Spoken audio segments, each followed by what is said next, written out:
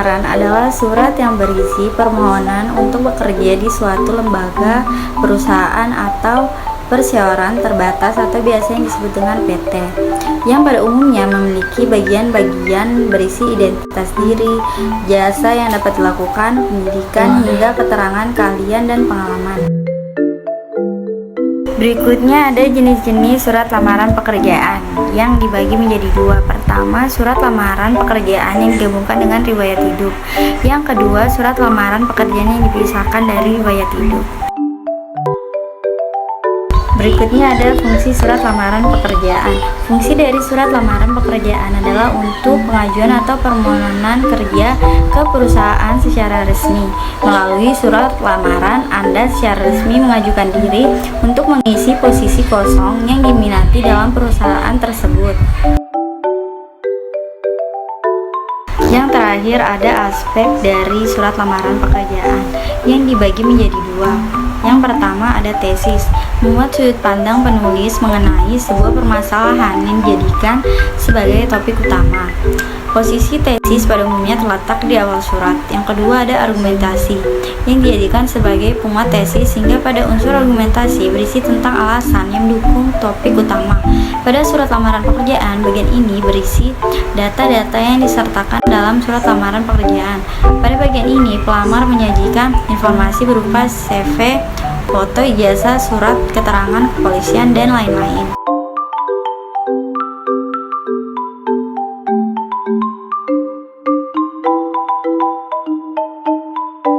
Selanjutnya ada sejarah Indonesia dalam karya sastra, yang artinya naskah atau narasi yang mengandung unsur sejarah atau ilmu yang mempelajari tentang perkembangan sastra secara kronologis dari waktu ke waktu. Selanjutnya ada ciri-ciri. Yang pertama menampilkan latar masa lalu. Yang kedua disajikan secara kronologis. Yang ketiga berbentuk teks cerita ulang. Yang keempat sering menggunakan konjungsi temporal. Yang kelima isinya dapat berupa fakta, dapat juga berupa fiksi dengan latar cerita berupa fakta.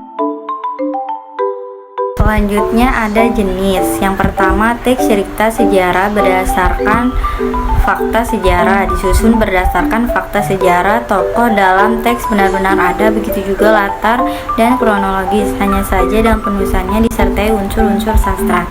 Yang kedua teks cerita sejarah fiksi, cerita fiksi yang mengambil latar peristiwa sejarah masa lalu, tokohnya bersifat fiktif, namun latar dan waktu peristiwa sejarah yang dipakai berupa fakta. Selanjutnya ada unsur pembangun teks cerita. Yang pertama unsur intrinsik, berguna untuk membangun isi cerita. Yang kedua unsur ekstrinsik, berguna untuk membangun cerita sejarah dari luar, semisal keadaan masyarakat waktu itu dan unsur sosial waktu sejarah terjadi. Yang terakhir ada kebahasaan. Berikut beberapa kaidah kebahasaan dalam sebuah teks cerita sejarah. Yang pertama memakai pronomina.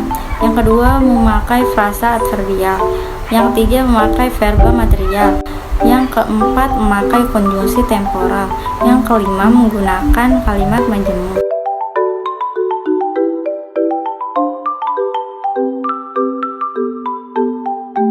Pengertian dari teks editorial adalah suatu artikel yang berisi pendapat berdasarkan fakta dan didukung dengan data. Meski berdasarkan fakta, teks editorial sering disebut sebagai teks opini.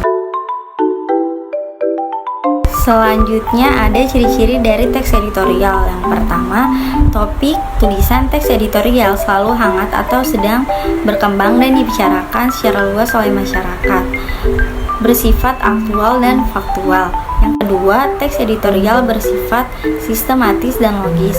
Yang ketiga, teks editorial merupakan sebuah opini atau pendapat yang bersifat argumentatif. Yang keempat, teks editorial menarik untuk dibaca karena ditulis dengan menggunakan kalimat yang padat dan jelas. Yang kelima, bersifat analisis. Yang keenam, dimulai dengan pemaparan fakta umum terlebih dahulu dan selanjutnya disusul dengan pemaparan pendapat.